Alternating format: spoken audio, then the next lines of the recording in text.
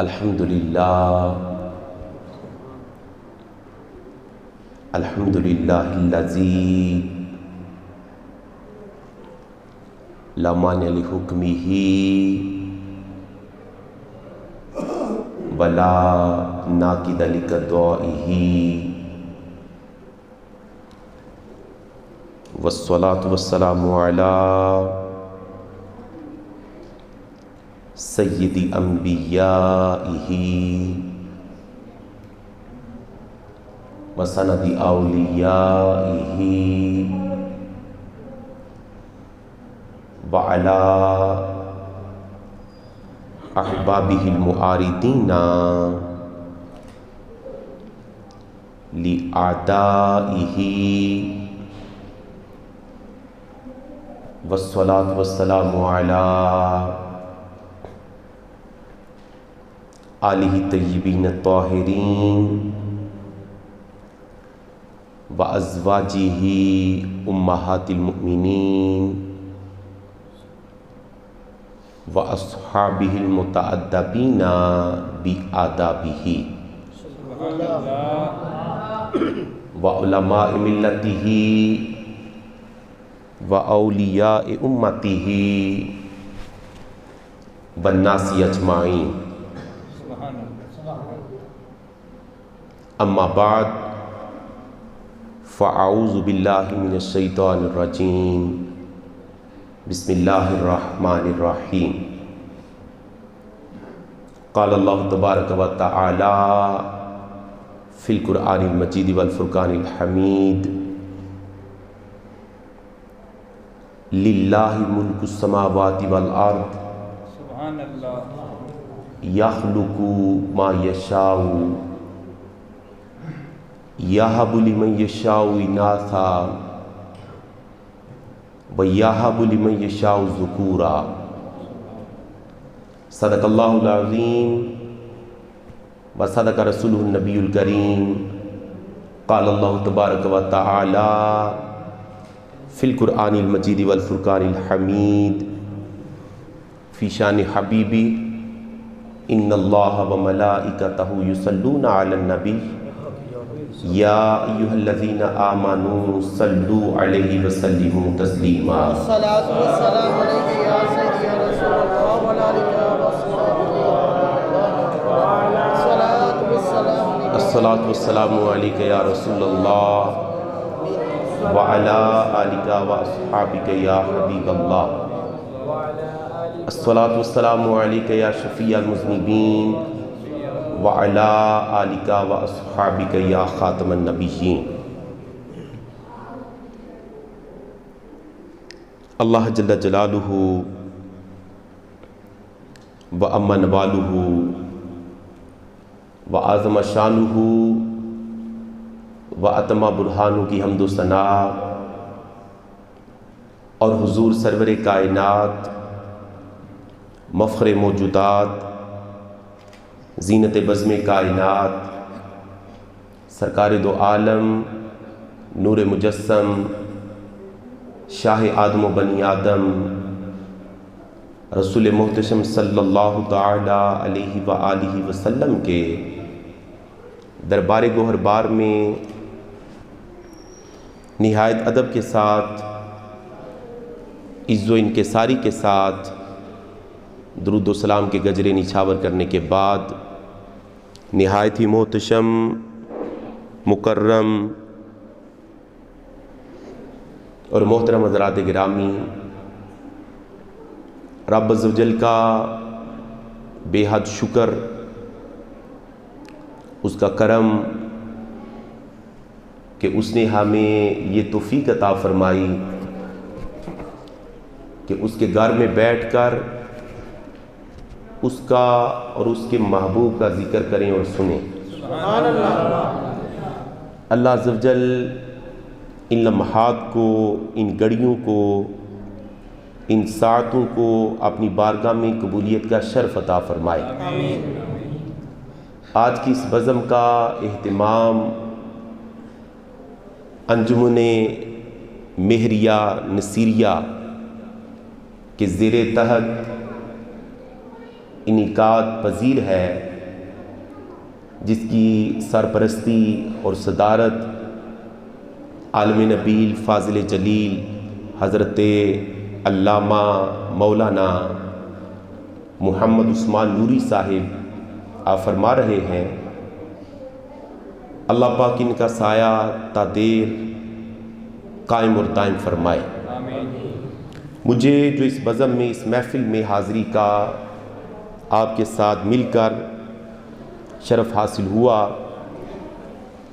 ہمارے بڑے ہی محترم، مکرم اور ہر دل عزیز شخصیت محترم محمد واجد حسین گلوی صاحب، آپ کے حکم کی تعمیل کرتے ہوئے میں یہاں پہ حاضر ہوا۔ اللہ پاک آپ کو بھی سلامتی والی زندگی عطا فرمائے۔ مجھے جو موضوع دیا گیا میں اس موضوع پر کلام کروں گا، بیٹیاں رحمت خدا بندی ہیں۔ سبحان اللہ۔ لیکن میں اپنی گفتگو کا آغاز، یہ میری طبیعت ہے، یہ میرا انداز ہے، یہ میرا طریقہ کار ہے کہ میں اپنی گفتگو کا آغاز اعلیٰ حضرت عظیم البرکت، عظیم المرتبت، پروانہ شمع رسالت امام احمد رضا خان علیہ رحمہ سبحان اللہ آپ کے کلام سے کروں گا۔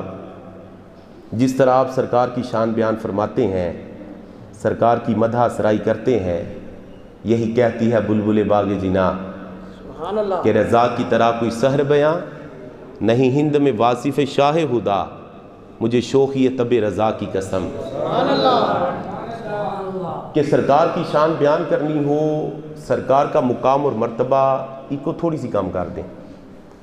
سرکار کی عظمت و شان کو بیان کرنا ہو، سرکار کے مقام اور مرتبے کو بیان کرنا ہو، عظمت مصطفیٰ کو بیان کرنا ہو، اختیارات مصطفیٰ کو بیان کرنا ہو، سرکار کی شانوں کو بیان کرنا ہو، اور احمد رضا سے بڑھ کر کوئی بیان کرے میں نہیں، انج نہیں ہو سکتا۔ تو اعلیٰ حضرت کے کلام سے میں اپنی گفتگو کا آغاز کروں گا۔ آپ فرماتے ہیں نعمتیں بانٹتا جس سمت وہ ذیشان گیا، نعمتیں بانٹتا جس سمت وہ ذیشان گیا، ساتھ ہی منشی رحمت کا قلمدان گیا۔ نعمتیں بانٹتا جس سمت وہ ذیشان گیا، ساتھ ہی منشی رحمت کا قلمدان گیا، لے خبر جلد کے غیروں کی طرف دیان گیا، لے خبر جلد کے غیروں کی طرف دیان گیا، میرے آقا میرے مولا تیرے قربان گیا۔ ہائے وہ آنکھ کہ ناکام تمنا ہی رہی، ہائے وہ آنکھ کہ ناکام تمنا ہی رہی، ہائے وہ دل جو تیرے در سے پر ارمان گیا۔ اور دل ہے وہ دل، احمد رضا کہتے ہیں کہ دل کسے کہتے ہو؟ یہ جو گوشت کا لوتھڑ ہے، یہ جو سینے میں دھڑکتا ہے، اسے دل کہتے ہو؟ آپ فرماتے ہیں نہیں۔ بلال حبشی سے پوچھ رہے دل کسے کہتے ہیں؟ جب امیہ بن خلف تپتی ریت پہ ننگے جسم کے ساتھ بلال حبشی کو لٹا دیتا اور کمر پہ بھاری پتھر اور کہتا بلال غلام میرا، آقا میں تیرا، خرید کے لانے والا میں، درہم و دینار دینے والا میں، لیکن تیری زبان سے جب بھی نام نکلے محمد رسول اللہ کا نکلے، کہا تجھے چھوڑوں گا نہیں۔ دل ہے وہ دل جو تیری یاد سے معمور رہا، کہا بلال تجھے چھوڑوں گا نہیں، تیری جان لے لوں گا، تیرے جسم کے ٹکڑے ٹکڑے کر دوں گا۔ بلال بولے کہا مار سکتا ہے، جان لے سکتا ہے، جسم کے ٹکڑے ٹکڑے کر سکتا ہے، لیکن دل کے کان کھول کے سن، جب تک بلال کا دل تڑپ رہا ہے محمد رسول اللہ کی یاد میں تڑپے گا۔ دل ہے وہ دل جو تیری یاد سے معمور رہا، اور سر ہے وہ سر جو تیرے قدموں پہ قربان گیا۔ آج لے ان کی پناہ آج مدد مانگ ان سے، پھر نہ مانیں گے قیامت میں اگر مان گیا۔ اور انہیں جانا، یہ بابا جی جب پڑھتے تھے نا یہ کلام، کیسی وجد کی کیفیت آ رہی ہوتی، عشق و سرور کی کیفیت طاری ہو جاتی۔ انہیں جانا، انہیں مانا، نہ رکھا غیر سے کام۔ انہیں جانا، انہیں مانا، نہ رکھا غیر سے کام۔ للہ الحمد میں دنیا سے مسلمان گیا۔ اور جان و دل ہوش و خرد سب تو مدینے پہنچے۔ جان و دل، احمد رضا تیری جان بھی مدینے میں، تیری ہوش، تیرے حواس، تیرا سب کچھ مدینے میں، سب کچھ مدینے میں۔ جان و دل ہوش و خرد سب تو مدینے پہنچے، تم نہیں چلتے رضا سارا سوال۔ اور کہیں پہ لکھا زہ عزت و اطلاع محمد، زہ عزت و اطلاع محمد کہ ہے عرش حق زیر پائے محمد۔ خدا کی رضا چاہتے ہیں دو عالم، خدا چاہتا ہے رضائے محمد۔ عصائے کلیم اژدہائے غضب تھا۔ حضرت موسیٰ علیہ السلام جب اپنا عصا زمین پہ ڈالتے نا تو بہت بڑا اژدہا بن جاتا۔ وہ سارے سانپ جو رسیاں جو سانپ بن گئی تھی ان کو نگل گیا، خوف طاری ہو گیا لوگوں پہ۔ اتنا بڑا اژدہا سینکڑوں سانپوں کو کھا گیا۔ اعلیٰ حضرت کہتے ہیں عصائے کلیم اژدہائے غضب تھا، گروں کا سہارا عصائے محمد۔ اور خدا ان کو کس پیار سے دیکھتا ہے، خدا ان کو کس پیار سے دیکھتا ہے، ان کو کس پیار سے دیکھتا ہے، جو آنکھیں ہیں محو لقائے محمد۔ سبحان اللہ۔ اس شعر میں اعلیٰ حضرت نے سرکار کے صحابہ کی عظمت و شان کو بیان کیا۔ اس کا مطلب یہ ہے محو لقائے محمد۔ یہ گولوری صاحب مجھے دیکھ رہے ہیں نا، یہ تھوڑا سا میرے قریب ہوں، تو اگر یہ غور سے دیکھیں تو انہیں میری آنکھ کی پتلی میں اپنا چہرہ نظر آئے گا، اور اگر میں غور سے دیکھوں تو ان کی آنکھ کی پتلی میں مجھے اپنا چہرہ نظر آئے گا۔ رب فرماتا ہے ان جیسا کون، سبحان اللہ، کون نظر مل گا۔ رب فرماتا ہے میرے نبی کے غلاموں جیسا کون ہے، خدا ان کو کس پیار سے دیکھتا ہے، جو آنکھیں ہیں محو لقائے محمد۔ رب فرماتا ہے ان جیسا کون، جو میرے محبوب کی پتلیوں میں بستے ہیں، جن کی پتلیوں میں میرے محبوب بستا ہے۔ یہ میرے محبوب کی پتلیوں میں بستے ہیں، ان کی پتلیوں میں میرا محبوب بستا ہے۔ خدا ان کو کس پیار سے دیکھتا ہے، جو آنکھیں ہیں محو لقائے محمد۔ اور رضا پل سے وجد کرتے گزریے، رضا پل سے، ایک کو ڈنگے والا پول دے نہیں نا ہے، ایک کو 8-10 پول اسی بھی پار کر کے آئے ہیں۔ ایک کو پول ہے دے نہیں نا کہ مطلب نور جمال والے پول نے، یہ تو پول سرا دے، تلوار کی دھار سے زیادہ تیز، بال سے زیادہ باریک، لوگ کٹ کٹ کے جہنم کے اندر گریں گے۔ احمد رضا کہتے ہیں وجد کرتے گزرنا ہے۔ کو گال سمجھے نہیں تسی، ایک کو پلیاں دے نہیں نا، ایک کو نہران دے پول دے نہیں، ایک پول سرات تلوار دی دار نالو زیادہ تیز، بال نالو زیادہ باریک، لوگ کٹ کٹ کے تھلے ڈگن گے۔ احمد رضا کہتے ہیں وجد کرتے گزرنے۔ یہ وجد کہتے کسے ہیں پتہ ہے تمہیں؟ عشق و سرور کی کیفیت کا نام۔ بندہ ہر چیز سے بے پرواہ ہو جاتا ہے، کسی چیز کی فکر نہیں، کسی چیز کی ٹینشن نہیں۔ میں نے کہا احمد رضا وجد تو ٹھیک ہے، وجد کی حقیقت بھی قبول ہے، لیکن یہ مقام وجد والا نہیں۔ وجد تو مان لیا کہ عشق و سرور کی کیفیت کا نام ہے۔ میں ہر بندے کی توجہ چاہوں گا اور ہر بندے کی زبان سے سبحان اللہ سننا چاہوں گا۔ میں نے کہا احمد رضا وجد تو مان لیا لیکن مقام وجد والا نہیں۔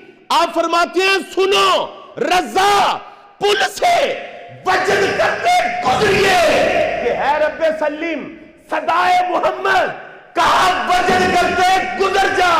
پیچھے آمینہ کا لال کھڑا ہے جو تیری خیر کی دعا کرتا ہے، تیری سلامتی کی دعا کرتا ہے۔ نعرہ تکبیر، نعرہ رسالت،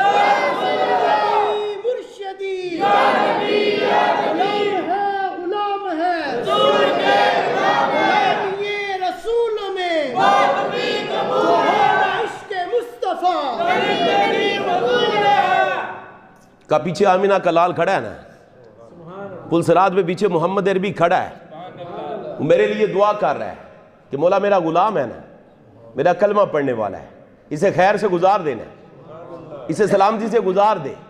کہا میں گزروں گا تو وجد ہی کروں گا, اس لیے کہ پیچھے میرے آقا مولا کھڑے ہیں نا. ربی سلیم, مولا سلامتی, مولا خیر, میرا کلمہ پڑھنے والا, میرے عشق و محبت میں نعرے لگانے والا. 1400 سال گزر گئے لیکن آج بھی میرا نام سن کے تڑپ جاتا ہے, اس کی آنکھوں میں آنسو آ جاتے ہیں. مولا 1400 سال بعد بھی میری محبت میں مچل جاتا تھا, میری محبت میں ہر شے قربان کرنے والا تھا. اللہ کی بارگاہ میں دعا ہے کہ وہ ہمیں احمد رضا جیسا عشق رسول عطا فرمائے. مجھے جو موضوع دیا گیا, ہمارے ہاں اسلام اور سرکار دو عالم صلی اللہ علیہ وسلم کی ذات کے حوالے سے ہم لوگ کچھ چیزوں کو کہ جو ضروری ہیں اور جو اسلام کا مقصود ہے, ہم ان چیزوں کو نظر انداز کر دیتے ہیں. سرکار جو تشریف لائے, سرکار کی بعثت ہوئی, سرکار دو عالم صلی اللہ علیہ وسلم مبعوث ہوئے, تو آپ ایک مقصد کے ساتھ تشریف لائے کہ اللہ عز و جل نے جو آپ کو احکامات عطا فرمائے, جو آپ کی شریعت تھی, وہ احکامات کتاب کی صورت میں آپ کی احادیث طیبہ کی روشنی میں جو ہم تک پہنچے, ان پر عمل کرتے ہوئے اپنی زندگی کو گزارنا, یہ ایک مسلمان کا مقصد ہے, یہ ایک مسلمان کا مقصد حیات ہے کہ میں جو اپنے آقا مولا صلی اللہ علیہ وسلم پر ایمان لایا, یا رب نے مجھ پر کرم کیا اور مجھے ایمان والا پیدا کیا, مجھے ایمان والوں میں بھیجا, تو اب مجھے اپنی زندگی جو گزارنی ہے وہ قرآن و سنت کے سائے تلے گزارنی ہے. لیکن ہمارے ہاں جو چیز دیکھنے میں آتی ہے کہ ہم لوگ رسم و رواج میں بٹے ہوئے ہیں, اور ہم نے انہی رسم و رواج کو دین کا نام دے دیا ہے کہ اے مطلب اے کل 10ویں, اے محرم شریف نے, اے ربیع الاول, اے محفلہ کرنیاں نے, جلسے جلوس, مطلب اے معاملات کرنے نے. اس تو علاوہ ساڑی زندگی جس طرح دی مرضی گزرے, سانو کسی چیز دی کوئی پرواہ نہیں ہے. حالانکہ مقصود تو سرکار کی تعلیمات ہے, مقصود تو قرآن و سنت کا فہم ہے, مقصود تو سرکار دو عالم صلی اللہ علیہ وسلم کے اسوہ حسنہ کو اپنانا ہے. اب دیکھیں نا, جب سے یہ ربیع الاول کا جو ایک مہینہ شروع ہوا, ہر روز اس گاؤں میں یہ کتنی برکت ہے, کتنی رحمت ہے کہ ہر دن یہاں پر سرکار کا ذکر کیا جاتا ہے. لیکن سرکار کا ذکر ہو اور سرکار دو عالم صلی اللہ علیہ وسلم کی تعلیمات سے پہلو تہی کیا جائے, اسے نظر انداز کیا جائے, یہ ایک مومن کی زندگی نہیں ہے, یہ ایک مومن کا طرز عمل نہیں ہے. جس موضوع پر مجھے گفتگو کرنے کا حکم دیا گیا کہ بیٹیاں اللہ عز و جل کی رحمت ہے, یہ سرکار دو عالم صلی اللہ علیہ وسلم کی ایک حدیث مبارکہ ہے. فرمایا بیٹیوں کو ناپسندیدہ نہ جانو, انہیں برا نہ جانو, یہ بہت پیار کرنے والیاں ہوتی ہیں, یہ اپنے والدین کا بڑا احساس کرنے والی ہوتی ہیں, یہ والدین کے ساتھ بھلائی اور احسان کرنے والی ہوتی ہیں. میں نے خطبے میں جو آیا کریمہ آپ کے سامنے پڑھنے کا شرف حاصل کیا, رب فرماتا ہے للہ ملک السماوات والارض, اس کائنات کی سلطنت, زمین و آسمان کی بادشاہت, زمین و آسمان کی حاکمیت اللہ کی ہے. اس کائنات کا بادشاہ, اس کائنات کا حاکم, اس کائنات کی جو سلطنت ہے اس کا مالک وہ وحدہ لا شریک ہے. آگے کیا فرمایا؟ یخلق ما یشاء, وہ جو چاہے پیدا فرمائے، جو چاہے تخلیق فرمائے، جسے چاہے وجود بخشے. مالک ہے نا، خالق ہے، اس کی مرضی، اس کی رضا. وہ جو چاہے تخلیق فرمائے، جسے چاہے وجود بخشے، جسے چاہے تخلیق فرمائے. اب آگے پتہ کیا فرمایا؟ اب دیکھو ذرا انداز دیکھو. وہ زمانہ جاہلیت کہ جہاں پر بیٹیوں کو زندہ درگور کر دیا جاتا، جہاں پر بیٹیوں کو زندہ دفن کر دیا جاتا، جہاں پر بیٹیوں کو ذلت اور حقارت کی نگاہ سے دیکھا جاتا، پروردگار عز و جل کا انداز دیکھو کتنا خوبصورت ہے. کہا کائنات کی بادشاہت میرے پاس، کائنات کا مالک میں، کائنات کا حاکم میں. جو چاہوں پیدا کروں، جو چاہوں تخلیق فرماؤں، جسے چاہوں وجود دوں. اب آگے بتا کیا فرمایا؟ یَہَبُ لِمَن یَشَاءُ اِنَاثًا. کہا کائنات کا مالک ہوں میں جو چاہوں تخلیق کرتا ہوں، جسے چاہوں وجود دیتا ہوں. یَہَبُ لِمَن یَشَاءُ اِنَاثًا، جسے چاہوں بیٹیاں عطا فرماؤں. وَیَہَبُ لِمَن یَشَاءُ ذُکُورًا، اور جسے چاہوں بیٹے عطا فرماؤں. میں آپ کی توجہ چاہوں گا اس آیا کریمہ میں رب عز و جل کا جو انداز کریمانہ، کائنات کا مالک وہ، کائنات کا خالق وہ، کائنات کا حاکم وہ، جو چاہے پیدا فرمائے، جسے چاہے وجود دے، جسے چاہے تخلیق فرمائے، جسے چاہے بیٹیاں دے، جسے چاہے بیٹے دے. رب فرماتے ہیں کہ ایک تقسیم تمہاری ہے. زمانے جاہلیت میں وہ لوگ اپنے بیٹوں کو مقدم کرتے، اپنے بیٹوں کو پہلا نمبر دیتے اور بیٹیوں کو کم تر سمجھتے، بیٹیوں کو ذلت کی نگاہ سے دیکھتے، بیٹیوں کو پیچھے رکھتے. رب عز و جل نے اس آیا کریمہ میں آپ ذرا خوبصورت انداز دیکھیں. فرمایا للہ ملک السماوات والارض یخلق ما یشاء یہب لمن یشاء اناثا ویہب لمن یشاء ذکورا. کائنات کی حاکمیت اس کے پاس، کائنات کی سلطنت اس کے پاس. جو چاہے پیدا فرمائے، جسے چاہے بیٹیاں دے، جسے چاہے بیٹے دے. رب فرماتے ہیں ایک تقسیم تمہاری ہے، ایک تقسیم میری ہے. تم اپنی تقسیم میں بیٹوں کو پہلے نمبر پہ رکھتے ہو، بیٹیوں کو بعد میں رکھتے ہو. لیکن جو تمہارے رب کی تقسیم ہے، جو پروردگار کی تقسیم ہے، فرمایا میری تقسیم میں بیٹیاں پہلے نمبر پر ہیں، بیٹے بعد میں آتے ہیں. بیٹیاں یہاں پر فرمایا یَہَبُ لِمَن یَشَاءُ انَاثًا. پہلے بیٹیوں کا ذکر کیا ہے، بیٹوں کا نہیں. فرمایا کائنات کا میں یہ مالک ہوں، کائنات کا خالق. جسے چاہوں میں پیدا کروں، تخلیق کروں، وجود دوں. اور آگے فرمایا جسے چاہوں بیٹیاں دوں. اس کے بعد فرمایا کہ جسے چاہوں بیٹے دوں. اور اگر قرآن پاک کی ایک اور آیا کریمہ میں آپ کے سامنے پڑھنے کا شرف حاصل کروں. رب فرماتے ہیں وَإِذَا بُشِّرَ أَحَدُهُمْ بِالْأُنثَىٰ. رب فرماتے ہیں کہ جب ان میں سے کسی کو بیٹی کی بشارت دی جائے نا، بیٹی کی، آپ کی توجہ ہے، جب ان میں سے کسی کو بیٹی کی بشارت دی جائے. آپ ذرا الفاظ پر غور فرمائیں، یہاں پر خبر کا نہیں فرمایا. آپ کی توجہ ہوگی تو سمجھ نہیں آسانی ہوگی. فرمایا کہ وَإِذَا بُشِّرَ أَحَدُهُمْ بِالْأُنثَىٰ، جب ان میں سے کسی کو بشارت دی جائے بیٹی کی. رب فرماتا ہے بیٹی دی ہے میں نے. خبر کے الفاظ نہیں، اطلاع کے الفاظ نہیں، بات پہنچانے کے الفاظ نہیں. رب فرماتا ہے کہ میں نے بیٹی دی ہے اور تمہیں کہتا ہوں کہ جس طرح بیٹے کے لیے خوشخبریاں کرتے ہو نا، خوشخبریاں دیتے ہو کہ رب نے پتر دیا ہے، یہ رب تمہیں کہتا ہے کہ جب تمہیں بیٹی عطا فرمائے تو تم بشارت کو خوشخبریاں کہ رب نے تمہیں بیٹی دی ہے. بشارت کے الفاظ استعمال فرمائے.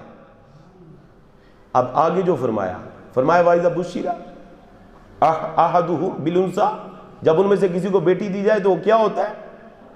اب ذرا میں آپ کی توجہ چاہوں گا کہ ہم زمانے جاہلیت کے ان لوگوں پر کہ جو بیٹیوں کو زندہ درگور کرنے والے تھے، ہم ان پر تو لعنت ڈالتے ہیں، لیکن آج ہمارا طرز عمل کیسا ہے؟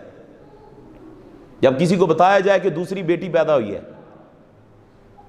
اتنا بڑا بوتھا بن جاتا ہے، ایک اور بیٹی آ گئی، تیسری کی اگر خبر پہنچے تو وہ مر جاتا ہے کہ 3 بیٹیاں ہو گئی۔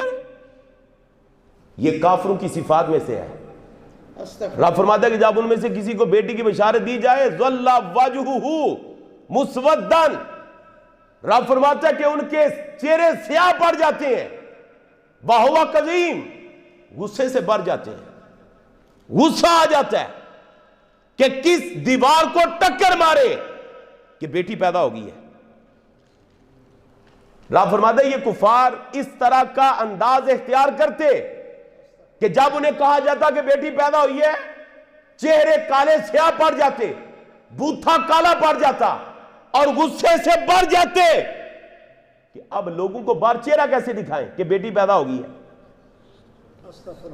رب فرماتا ہے کہ وہ چہرہ چھپاتا پھر رہا ہے، وہ لوگوں سے چھپتا پھر رہا ہے کہ بیٹی پیدا ہو گئی ہے۔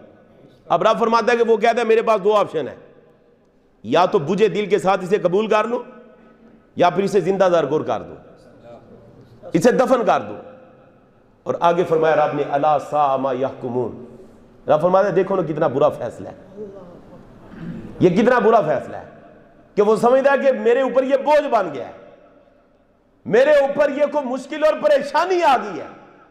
اب اس کے پاس 2 ہی آپشن ہیں، کہتا ہے یا تو میں بجھے دل کے ساتھ اسے قبول کر لوں، لوگ باتیں کرتے ہیں تو کریں، لوگ لان تان کرتے ہیں تو کریں، میں اسے قبول کر لیتا ہوں، یا پھر اسے دفن کر دوں، اسے مار دوں۔ الا ساء ما یحکمون، رب فرماتا ہے کتنا برا فیصلہ ہے، کتنی بری سوچ ہے کہ رب ہے جسے چاہے بیٹیاں عطا فرمائے، جسے چاہے بیٹی عطا فرمائے، اور یہ منہ چھپاتا پھر رہا ہے۔ اور ہمیں یہ بات اس مقام پہ سوچنی چاہیے کہ آج ہمارا طرز عمل کیا ہے، ہم ان عورتوں کے ساتھ کیا رویہ اپناتے ہیں۔ میں کہتا ہوں کہ ایک تو وہ زمانہ جاہلیت تھا، آج کا زمانہ اس زمانے سے 1000 گنا بڑھ کر جاہلیت میں ڈوبا ہوا ہے۔ کیا ہم اس عورت پر دن رات اوکھا نہیں کر دیتے؟ کیا اس کو گھر سے نکالنے کے تانے نہیں دیتے؟ کیا اس کے اگلوں پچھلوں کو گالیاں نہیں نکالتے کہ تم نے دوسری بیٹی پیدا کر دی ہے، تم نے تیسری بیٹی پیدا کر دی ہے؟ کیا ہمارا یہ طرز عمل نہیں ہے؟ آپ اس کو مانیں یا نہ مانیں، ہر بندہ جانتا ہے، ہمارے محلے، ہماری گلیوں میں، ہماری برادری میں، ہماری سوسائٹی میں یہ سب کچھ ہوتا ہے۔ لیکن یہ کافروں کی صفات میں سے ہے کہ وہ بیٹیوں کو بوجھ مانے، بیٹوں کو فوقیت دے، انہیں اپنا فخر جانے، اپنا غرور جانے، اور اگر بیٹیوں کی بات کی جائے تو منہ چھپاتا پھرے۔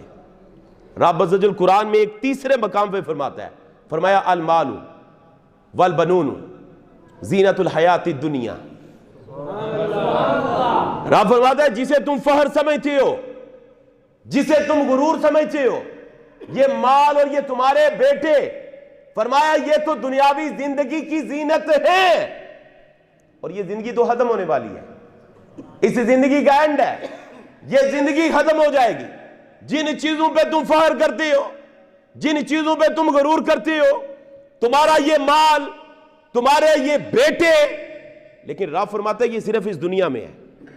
لیکن اگر بات تمہاری بیٹیوں کی جائے، والباقیات الصالحات خیر عند ربک ثوابا، فرمایا کہ اگر بات بیٹیوں کی جائے، اگر بات تمہاری لخت جگر کی جائے، فرمایا تمہارے بیٹے، تمہارا مال اس دنیا میں فخر ہے، اس دنیا میں غرور ہے، لیکن اگر بات تمہاری بیٹیوں کی جائے تو رب کی بارگاہ میں تمہارے اجر کے لیے، تمہارے ثواب کے لیے اگر کسی چیز سے امید کی جا سکتی ہے تو وہ تمہاری بیٹیاں۔ اگر تمہیں اجر ملے گا، اگر تمہیں ثواب ملے گا تو وہ تمہیں بیٹیوں کی پرورش سے ملے گا۔ میں نے اس موضوع پر جو آپ نے مجھے موضوع دیا تھا نا، جس موضوع پر میں کلام کر رہا ہوں، اس موضوع پر میں نے کئی کتابیں پڑھی ہیں، میں نے سرکار کا ایک فرمان بھی نہیں دیکھا. توجہ ہے آپ کی؟ ایک فرمان بھی میں نے سرکار کا نہیں دیکھا کہ سرکار نے فرمایا ہو کہ جس نے اپنے بیٹے کی تربیت کی اسے یہ اجر. کوئی بات آپ سمجھے نہیں ہے. سرکار فرمایا جس نے بیٹے کی تربیت کی، جس نے بیٹے کو بڑا کیا، اس کے لیے یہ ثواب، یہ اجر نہیں، بلکہ جہاں فرمایا جس نے بیٹی کو بڑا کیا، جس نے بیٹی کی پرورش کی، جس نے بیٹی کی تربیت کی، جس نے بیٹی کے ساتھ بلائی کی، جس نے بیٹی کے ساتھ احسان کیا، فرمایا کل قیامت کے دن جنت میں میرے ساتھ اس طرح ہوگا. میرے آقا فرماتے ہیں اس طرح. میرے آقا نے اپنی دونوں انگلیوں کو ملا لیا. میرے آقا فرماتے ہیں بیٹی کے ساتھ احسان کرنے والا، بیٹی کے ساتھ بلائی کرنے والا، کل قیامت کے دن آمینہ کے لال کے ساتھ اس طرح. یہ سرکار کا فرمان علی شان. اور میں وہ سرکار کی حدیث مبارکہ بھی آپ کے سامنے رکھنا چاہتا ہوں، آپ کے گوش گزار کرنا چاہتا ہوں. میرے آقا نے فرمایا من کانا لاہو سلاسو بناتی. میرے آقا فرماتے ہیں کہ جس کی 3 بیٹیاں ہوں، جس کی 3 بیٹیاں ہوں، فرمایا فصبر علیہن وَأَطْعَمَهُنَّ وَسَقَاهُنَّ وَكَسَاهُنَّ. میرے آقا فرماتے ہیں کُنَّ لَهُ سِتْرًا يَوْمَ الْقِيَامَةِ. میرے آقا فرماتے ہیں رب جسے 3 بیٹیاں عطا فرمائے اور وہ اس پر صبر کرے، صَبَرَ عَلَيْهِنَّ وَأَطْعَمَهُنَّ، انہیں کھلائے، انہیں پلائے، انہیں پہنائے، کُنَّ لَهُ سِتْرًا مِنَ النَّارِ. فرمایا قیامت کے دن ایک طرف جہنم، ایک طرف اس کا باپ، درمیان میں یہ بیٹیاں کھڑی ہو جائیں گی، کہیں گی مولا میرے باپ کا دامن دے، میں اپنے باپ کو اپنے ساتھ جگہ میں لے کر داخل ہونا چاہتی ہوں. کُنَّ لَهُ سِتْرًا یوم القیامہ. فرمایا صبر کرے، وَأَطْعَمَهُنَّ، انہیں کھلائے، انہیں پہنائے، انہیں پلائے، کُنَّ لَهُ سِتْرًا یوم القیامہ. قیامت کے دن یہ اس کے اور جہنم کے درمیان حائل ہو جائیں گے. حضرت عائشہ صدیقہ رضی اللہ تعالیٰ عنہ آپ فرماتی ہیں میں اپنے گھر میں دروازے پہ کو آیا، میں نے دیکھا کہ باہر ایک عورت کھڑی ہے جس کی 2 بیٹیاں. اس نے مجھ سے کچھ مانگا کھانے کے لیے. آپ فرماتی ہیں میں واپس اپنے حجرے میں آئی، کمرے میں آئی، میں نے دیکھا کہ میرے پاس ایک کھجور ہے. وہ کھجور میں نے اٹھائی اور اس عورت کو دے دی. آپ فرماتے ہیں اس عورت کے چہرے سے نظر آ رہا تھا یہ بھوکی ہے، اس کے چہرے کے آثار بتا رہے تھے. لیکن اس نے اس کے ہاتھ پر جب میں نے وہ کھجور رکھی نا تو اس نے اپنی بیٹیوں کی طرف دیکھا اللہ اکبر، اور اس نے کھجور کے 2 ٹکڑے کیے. ایک ٹکڑا ایک بیٹی کو دیا اور دوسرا ٹکڑا دوسری بیٹی کو دیا. یہ ماں باپ یہ بڑا مشکل وقت گزارتے ہیں. ہمیں اس بات کا احساس نہیں ہوتا کہ کتنی مشکل کے ساتھ وہ ہمیں پالتے پوستے ہیں، کتنی مشکل کے ساتھ وہ ہمیں بڑا کرتے ہیں. لوگوں کی باتیں سننا، لوگوں کے طعنوں کو برداشت کرنا، یہاں تک کہ گالیاں بھی سننا، وہ اپنی اولاد کے لیے برداشت کر جاتا ہے کہ یہ مجھے برا بلا کہہ رہا ہے، میرا مالک ہے، میرا روزی کا یہ اڈا ہے، میں چھوڑ کے نہیں جاؤں گا. یہ برا بلا کہتا ہے تو کہتا رہے، گالیاں دیتا تو دیتا رہے، لیکن میں اپنی اولاد کے لیے وہ ان باتوں کو سنتا ہے، برداشت کرتا ہے. ایک صحابی یمن سے ہجرت کر کے مدینہ شریف تشریف لائے. سرکار کی بارگاہ میں عرض کی یا رسول اللہ صلی اللہ علیہ وسلم، میں یمن سے ہجرت کر کے یہاں پر مدینہ میں آیا ہوں، اور صرف اس لیے کہ میں اللہ کی راہ میں لڑتا لڑتا مارا جاؤں، اللہ کی راہ میں شہید ہو جاؤں، اللہ کی راہ میں مارا جاؤں۔ میرے آقا علیہ الصلوۃ والسلام نے ارشاد فرمایا کیا تمہارے ماں باپ زندہ ہیں؟ عرض کی یا رسول اللہ نعم، ہاں یا رسول اللہ میرے ماں باپ زندہ ہیں۔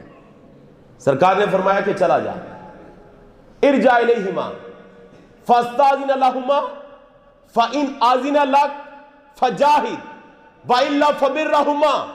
میرے آقا نے یہ نہیں دیکھا کہ یمن سے چلا، مدینے میں آیا اور ثواب کی نیت، فرض کی ادائیگی کہ اللہ کی راہ میں لڑتا لڑتا مارا جائے، لیکن میرے آقا فرماتے ہیں واپس پلٹ جا، انہی قدموں پہ واپس پلٹ جا اور ماں باپ سے اجازت طلب کر۔ اگر وہ تمہیں اجازت دے تو جہاد کر، وگرنہ ان کے قدموں میں بیٹھ کر ان کی خدمت کر، رب تمہیں جہاد جتنا ثواب عطا فرمائے۔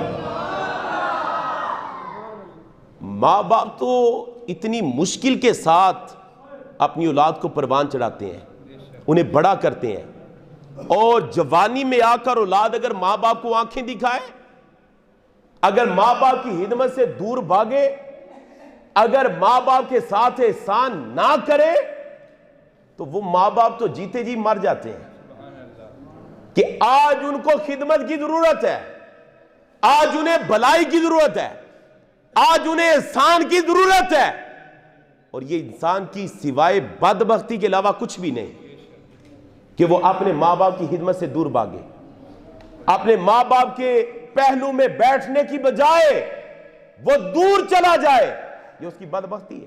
حضرت جہمہ سلمی رضی اللہ تعالیٰ عنہ سرکار کی بارگاہ میں حاضر ہوئے، عرض کی یا رسول اللہ صلی اللہ علیہ وسلم جہاد کرنا چاہتا ہوں۔ میرے آقا نے فرمایا جہمہ سلمی تیری ماں زندہ ہے؟ کہا یا رسول اللہ ہاں۔ میرے آقا نے فرمایا جہمہ سلمی جا کے اس کی خدمت کر، اس کے ساتھ نیکی کر۔ جہمہ سلمی کہتے ہیں کہ میں دوسری طرف سے پھر سرکار کی بارگاہ میں حاضر ہوا، عرض کی یا رسول اللہ صلی اللہ علیہ وسلم جہمہ سلمی اللہ کی رضا کے لیے، ثواب آخرت کے لیے، جنت کے حصول کے لیے جہاد کرنا چاہتا ہے۔ میرے آقا نے فرمایا جہمہ سلمی تیری ماں زندہ ہے؟ عرض کی یا رسول اللہ ہاں۔ آپ کہتے ہیں آقا نے فرمایا کہ اپنی ماں کی خدمت کر۔ جہمہ سلمی کہتے ہیں کہ میں تیسری طرف سے پھر سرکار کی بارگاہ میں حاضر ہوا، عرض کی یا رسول اللہ جہمہ سلمی اللہ کی رضا کے لیے، ثواب آخرت کے لیے، جنت کے حصول کے لیے جہاد کرنا چاہتا ہے۔ میرے آقا نے فرمایا وَإِحَكَ الزم رجلہا فَثَمَّ الْجَنَّةِ، اے جہمہ سلمی تیری ماں زندہ ہے، اس کے قدموں سے چمٹ جا، رب تمہیں جنت عطا فرما دے گا۔ جنت چاہیے نا، اور جہاد کرنا جنت کے لیے، جہاد کرنا ہے اللہ کی رضا کے لیے، جہاد کرنے ثواب کے لیے، تو ماں کے قدموں سے لپٹ جانا، ماں کے قدموں سے لپٹ جا، وہ تم سے راضی بھی ہو جائے گا، وہ تمہیں ثواب بھی عطا فرمائے گا اور تمہیں اپنی جنت میں بھی داخل کروا دے گا۔ یہ ماں باپ بڑا مشکل وقت گزارتے ہیں۔ اب جو حدیث مبارکہ میں آپ کے سامنے بیان کر رہا ہوں، حضرت عائشہ صدیقہ کہتی ہیں وہ عورت کہ جس کے چہرے سے مشکل آثار، بھوک کے آثار نظر آ رہے ہیں، جس کے چہرے سے پتہ چل رہا ہے کہ فاقے کرتے ہوئے دن رات گزر گئے ہیں، بھوک اور پیاس کے ساتھ دن رات کٹ رہے ہیں، لیکن جب میں نے کھجور دی نا تو 2 ٹکڑے کر کے ایک بیٹی کے ایک ہاتھ میں رکھا اور دوسرا ٹکڑا دوسری بیٹی کے ہاتھ میں رکھا۔ آپ کہتی ہیں جب سرکار تشریف لائے نا تو میں نے سرکار کو بتایا، میں نے کہا یا رسول اللہ اس طرح ایک عورت آئی جس کے ساتھ 2 اس کی بیٹیاں تھیں، اس نے مجھ سے کچھ مانگا، لیکن یا رسول اللہ میرے پاس کھجور کے علاوہ کچھ بھی نہیں تھا، میں نے وہ کھجور اس کے ہاتھ میں رکھ دی اور میری آنکھوں نے دیکھا اسے ضرورت تھی کہ وہ کھا لیتی، اسے ضرورت تھی کہ وہ کھاتی بھوک اور پیاس کی وجہ سے، لیکن یا رسول اللہ اس نے اپنی بیٹیوں کو دے دیا۔ اب جو میرے آقا نے ارشاد فرمایا وہ آپ کے سینے کے گلشن میں اسے سجانا چاہتا ہوں۔ میرے آقا فرماتے ہیں من ابتلیٰ من البنات بشیء، میرے آقا فرماتے ہیں کہ جو شخص بیٹیوں کے ذریعے آزمایا گیا، بیٹیاں نہیں، بیٹے نہیں، بیٹیاں۔ بیٹیوں کے ذریعے آزمایا گیا، بیٹیوں کے ذریعے مشکلات میں ڈالا گیا، بیٹیوں کی وجہ سے پریشانی کا سامنا کیا گیا۔ فَأَحْسَنَ عَلَيْهِمْ، سرکار فرماتے ہیں کہ اس نے اسے مشکل نہیں جانا، پریشان نہیں جانا، اذیت نہیں جانا، بلکہ ان کے ساتھ حسن سلوک کیا، ان کے ساتھ احسان کیا، ان کے ساتھ بلائی کی۔ میرے آقا فرماتے ہیں کہ کل قیامت کے دن یہ بیٹیاں اس باپ کو جہنم میں نہیں جانے دیں گی، بلکہ اپنے ساتھ اپنے دامن میں سمیٹ کر رب کی جنت میں داخل ہو جائیں گے۔ سرکار دو عالم صلی اللہ علیہ وسلم کا تیسرا فرمانے علی شان میں آپ کے سامنے رکھنا چاہتا ہوں۔ میرے آقا علیہ السلام نے ارشاد فرمایا کہ رب جسے 3 بیٹیاں عطا فرمائے، یوویہن، وہ انہیں گھر دے، رہائش دے، وَيَكْفُلُهُنَّ، ان کی کفالت کرے، وَيَرْحَمُهُنَّ، ان پہ رحم کرے، احسان کرے۔ میرے آقا فرماتے ہیں وَجَبَتْ لَهُ الْجَنَّةُ، البتہ میرے آقا فرماتے ہیں رب نے 3 بیٹیاں دی، ان کی کفالت کرے، ان کی پرورش کرے، ان کے ساتھ نیکی کرے، رب نے اس پر جنت کو لازم کر دیا ہے۔ صحابی نے عرض کی یا رسول اللہ اگر 2 ہوں، میرے آقا نے فرمایا اگر 2 ہوں پھر بھی رب جنت عطا فرمائے گا۔ اور حدیث کا راوی کہتا ہے کہ اگر وہاں پر بیٹھے لوگ، توجہ ہے آپ کی، سرکار نے فرمایا 3 کی کفالت کرنے والا جنت میں، راوی کہتا ہے کہ ہم نے کہا یا رسول اللہ اگر 2، سرکار نے فرمایا 2 ہوں تو پھر بھی جنت میں۔ راوی کہتا ہے وہاں پر بیٹھے لوگ، میں سرکار کے چہرے کو دیکھ رہا ہوں، میں سرکار کے چہرے کو دیکھ رہا ہوں، بدوہا والا مکھڑا، واللیل والی زلفاں، ما زاغدہ کاجل میری آنکھاں دے سامنے، وہ کہتے ہیں میں دیکھ رہا ہوں سرکار کا چہرہ۔ اگر میں کہتا یا رسول اللہ ایک، میرے آقا فرماتے ہیں اگر ایک بیٹی ہو وہ بھی تمہیں جنت میں لے کر جائے گی، اگر ایک ہو تو وہ بھی تمہیں جنت میں لے کے جائے گی۔ واجبت لہ الجنۃ، البتہ تھا، یہ البتہ تھا کا مطلب علامہ عثمان صاحب سے پوچھئے گا کیا ہے۔ میرے آقا فرماتے ہیں یقینی طور پہ، آمینہ کا لال اتنا بھی کہہ دیتا نا جنتی ہے تو ہم نے مان لینا تھا، لیکن میرے آقا فرماتے ہیں میں تمہیں یقین کے ساتھ کہتا ہوں کہ بیٹیوں پہ رحم کرنے والا محروم نہیں ہوگا، بیٹیوں کے ساتھ بھلائی کرنے والا محروم نہیں ہوگا۔ اس کائنات میں بھی رب اسے عزت عطا فرمائے گا اور قیامت والے دن بھی اسے عزت عطا فرمائے گا۔ اور اگر بیٹی ہو سیدہ کائنات جیسی، سیدہ طیبہ طاہرہ زاہدہ، جان رحمت، جان احمد کی راحت پہ لاکھوں سلام، حضرت سیدہ کائنات رضی اللہ تعالیٰ عنہ، کیسی شانوں والی بیٹی، امام الانبیاء کی لخت جگر۔ آپ ذرا تصور کرو نا کہ ہمیں صرف سرکار نے صرف تعلیمات نہیں دیں گی کہ تم نے بیٹی کے ساتھ بھلائی کرنی ہے، بیٹی کے ساتھ نیکی کرنی ہے، بیٹی کے ساتھ تم نے بھلائی کرنی ہے، صرف کہا نہیں بلکہ کر کے دکھایا۔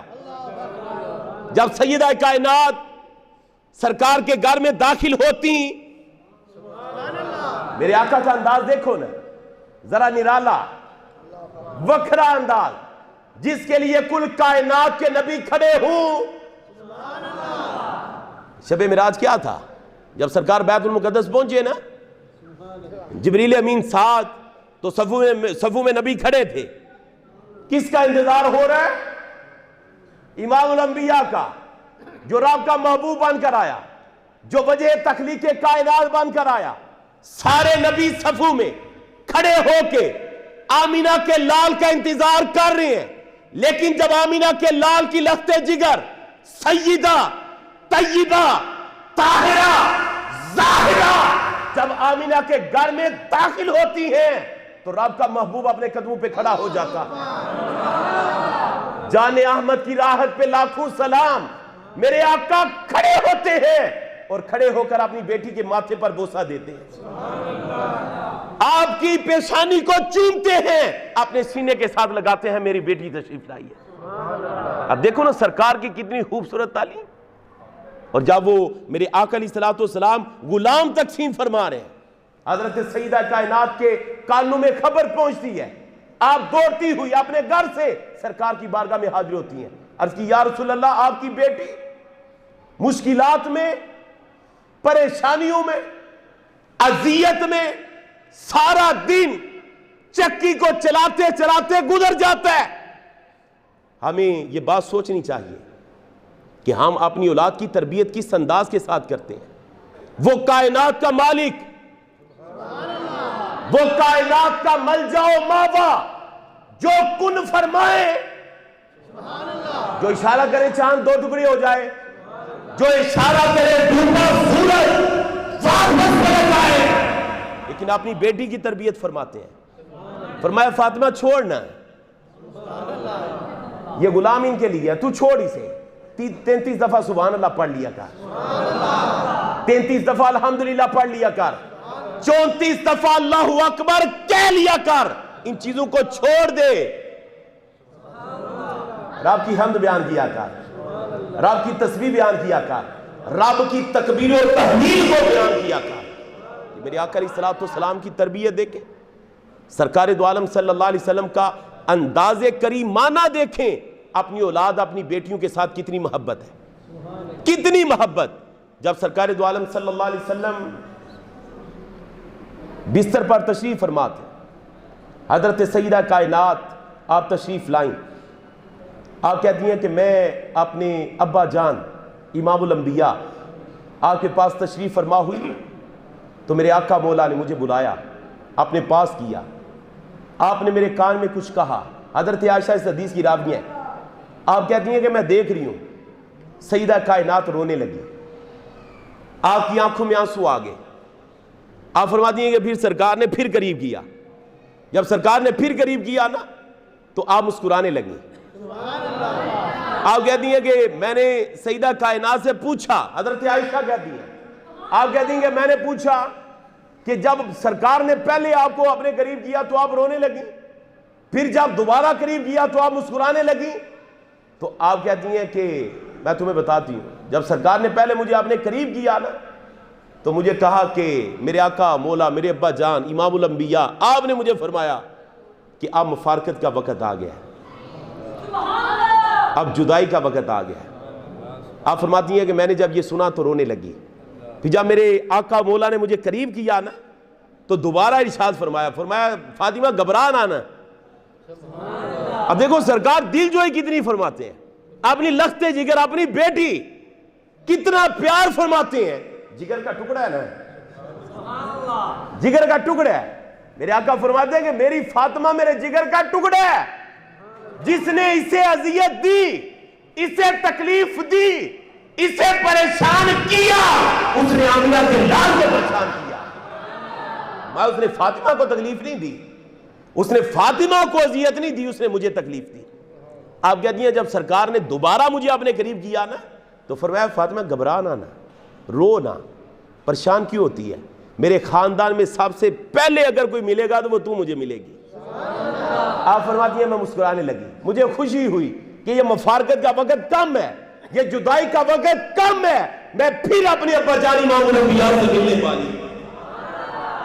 تو آپ دیکھیں ہمارے آقا مولا صلی اللہ علیہ وسلم کی تعلیمات کتنی پیاری تعلیمات ہیں کہ جہاں پر آپ سرکار فرماتے ہیں کہ اپنی بیٹیوں کے ساتھ احسان کرو, نیکی کرو, پیار کرو, وہاں پر سرکار پیار کر کے دکھاتے ہیں کہ اپنی بیٹیوں کے ساتھ پیار کس طرح کرنا ہے. تو یہ ہمیں ان بیٹیوں کو اپنے اوپر بوجھ نہیں سمجھنا چاہیے. خدا را یہ رب کی تخلیق ہے, ہم اس کی تقسیم پر اگر ہم اس طرح کا انداز اپناتے ہیں تو ہم اس کی تقسیم پر راضی نہیں ہیں. یہ جس طرح میں نے قرآن کی آیات آپ کے سامنے پڑھی, یہ کافروں کی صفات میں سے ہے کہ بیٹی کا سن کر بوتھے کا سوج جانا.